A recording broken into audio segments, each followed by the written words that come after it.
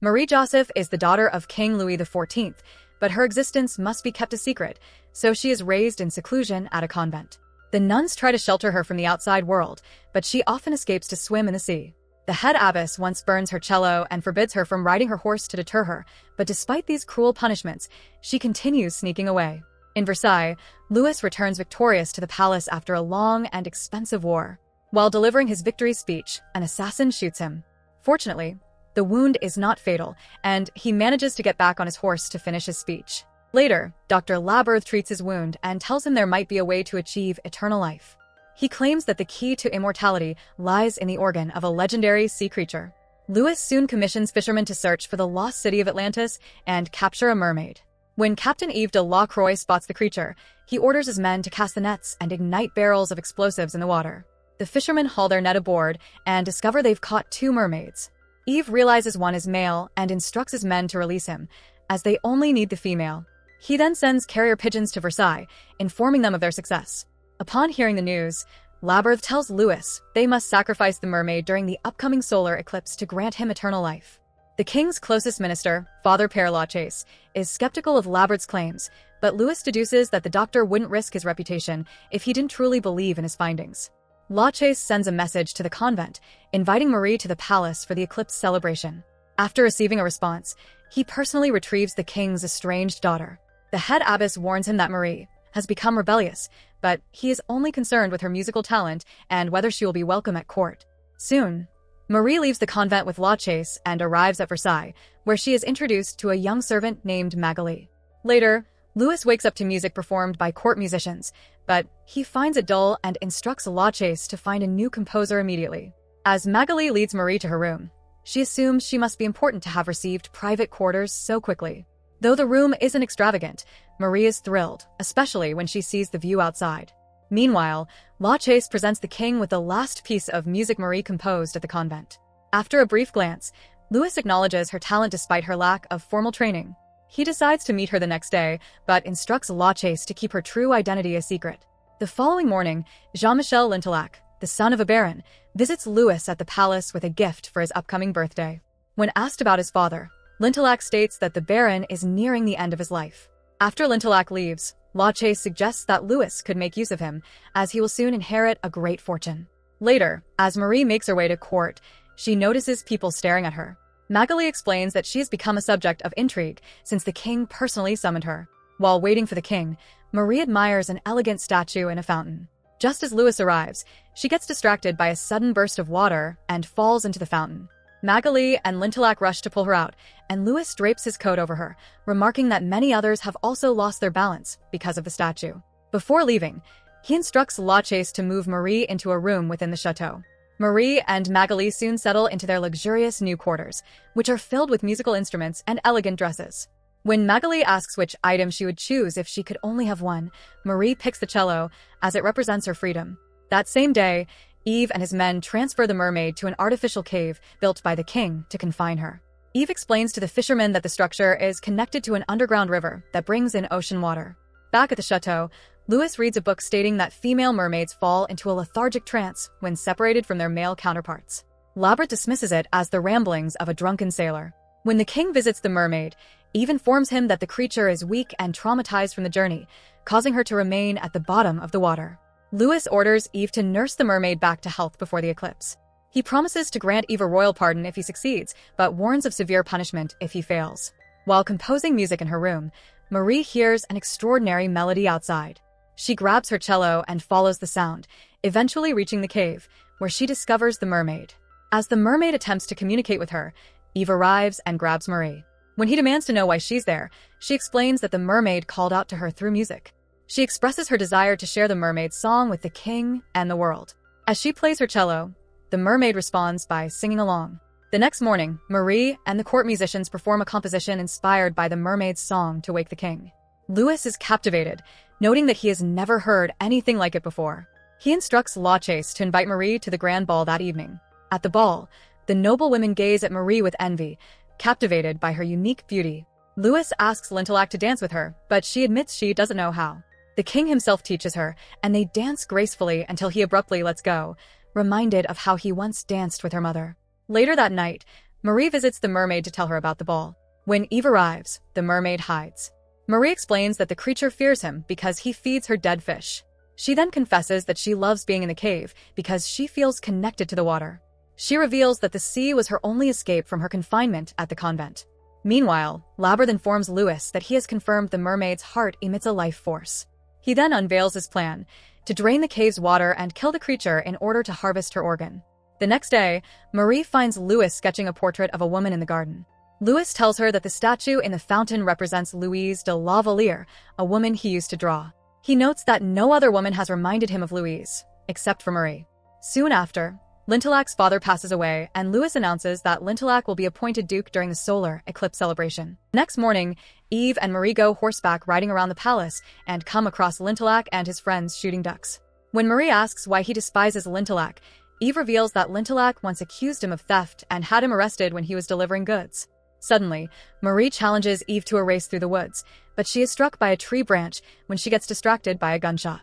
When Labyrinth examines her, he determines that her arm is badly broken.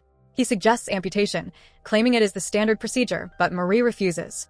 Later that night, the mermaid tells Eve she wants to help Marie. Eve then sneaks into Marie's room, carries her to the cave, and places her in the water. The mermaid swims in circles around Marie, releasing her life force. By morning, Marie is miraculously healed and can play her cello with the court musicians as if her arm was never injured. Later, she tells Louis that the mermaid not only healed her but also briefly gave her the ability to breathe underwater. Labyrinth declares this as undeniable proof of the mermaid's powers. Marie deduces that the king must have captured the mermaid because he is unwell. However, Louis insists that he is in perfect health and claims he brought the creature to Versailles for the benefit of France's old servants. Marie, believing in his goodwill, showers him with praise, thinking he intends to use the mermaid's power to heal the sick.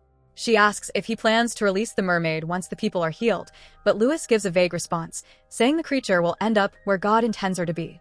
That same day, Eve tells Marie the truth, that the king captured the mermaid for his own gain, not for the people of France.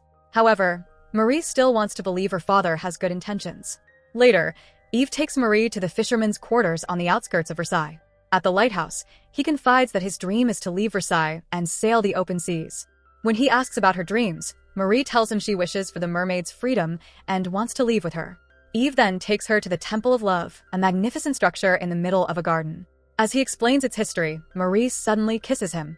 Meanwhile, in the palace, Louis informs Lintelak that he intends for him to marry Marie and reveals that she is his daughter. Lintelak is honored and gladly accepts the proposal.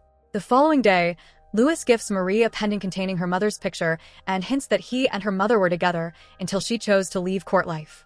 He then reveals that her mother sought refuge in the convent and died in childbirth. As Marie pieces everything together, she realizes that Louis is her father. Louis confesses that he has been selfish, caring more about France than his own daughter.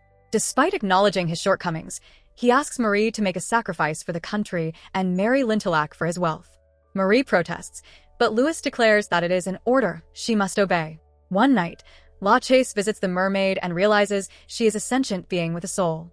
He later warns Labyrinth that if they kill the mermaid to escape death, he will condemn the king to eternal damnation. That night, when Marie tries to leave her room, she discovers a guard stationed outside. Determined, she climbs out the window and sneaks away to visit the mermaid. Upon reaching the cave, the creature shares memories of her capture, revealing that she entrusted her baby to another mermaid before being taken. Meanwhile, during a meeting with the king, Lachaise warns Louis that killing the mermaid would be a mortal sin. However, Louis believes that God allowed him to capture the creature so he could continue ruling France. That same night, Eve and his friends sneak into Labyrinth's room and discover documents confirming his plan to kill the mermaid. Later, Eve's friend distracts the guard outside Marie's room, allowing Eve to slip one of the documents under her door. However, Labyrinth catches Eve and orders a guard to lock him up, unaware that he has already delivered the paper. When Marie returns to her room, she finds the document and realizes Labyrinth intends to kill the mermaid. On the day of the eclipse, Marie confronts the king, declaring that she will only marry Lintelak if he releases the mermaid. Louis refuses to negotiate and orders the musketeers to take her back to her room to prepare for the wedding. Labyrinth orders Eve to drain the cave's water in preparation for the mermaid's sacrifice. Meanwhile, Marie pleads with Lachaise to help her escape, so she can see the creature. Lachaise leaves her briefly, allowing her to put on her wedding dress. Upon his return, he convinces the guard to let Marie go, claiming he is taking her to confession. When Marie arrives at the cave, she finds Eve hesitantly preparing to drain the water. He admits he does not want to do it, but he and his friends will be executed if they disobey orders. Upon learning that Marie is defying the king by refusing to marry Lintelak, Eve decides to help her free the mermaid. He instructs the other fishermen to set sail for the cliffs of Le Havre in preparation for their escape. Marie and Eve activate the water wheels to drain water from the chateau, allowing the mermaid to reach the underground river and escape over the wall. Soon, Labyrinth arrives with guards to stop them. As Eve climbs a water wheel, a guard fires at him. Eve swings on a rope, slamming into the guard and knocking him out. Eve chases after Labyrinth, catching up to him on a small bridge. They struggle, and Labyrinth manages to gain control of the gun, shooting Eve. Both men fall into the water, but Labyrinth soon emerges, clinging to the water wheel. He attempts to attack Marie, but she knees him in the groin and strikes him in the head with a chain. She then pleads with the mermaid to take Eve with her and flee. Labyrinth regains his footing, but his leg gets caught in a rope. Seizing the opportunity, Marie hooks the rope onto the water wheel, which drags him underwater. Moments later, Marie sees the mermaid leap over the chateau wall, carrying Eve. She then rushes to the cliffs of Le Havre on horseback. Upon learning of her escape, Louis and his guards immediately pursue her, ordering his fleet to intercept the fishermen. When Marie reaches the cliff's edge, she sees the king's ships already blocking the fishermen's path.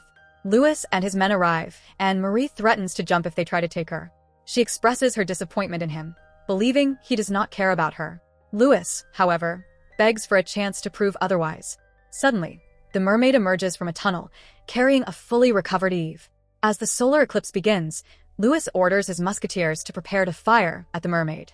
Marie tells him that he can either kill the mermaid and gain eternal life or spare her and let the creature save her when she jumps. She then drops the pendant he gave her and leaps off the cliff. At the last moment, Louis orders his musketeers to stand down, allowing the mermaid to save Marie. As the mermaid heals her, Louis watches in awe. Seeing Marie safe, he orders his fleet to retreat. Lachaise tells Louis that he has always been a great king, but today, he has become a great man. As Marie and Eve swim toward the fisherman's ship, they set sail on a new journey. Together, they search for the lost city of Atlantis to reunite with the mermaid. Upon reaching the sunken city, Marie dives into the water and finds the mermaid with her child. The mermaid then lets Marie ride on her back, taking her on a magical tour of the underwater kingdom. So that's it. Hope you enjoy the story. Subscribe and press the bell icon for more videos.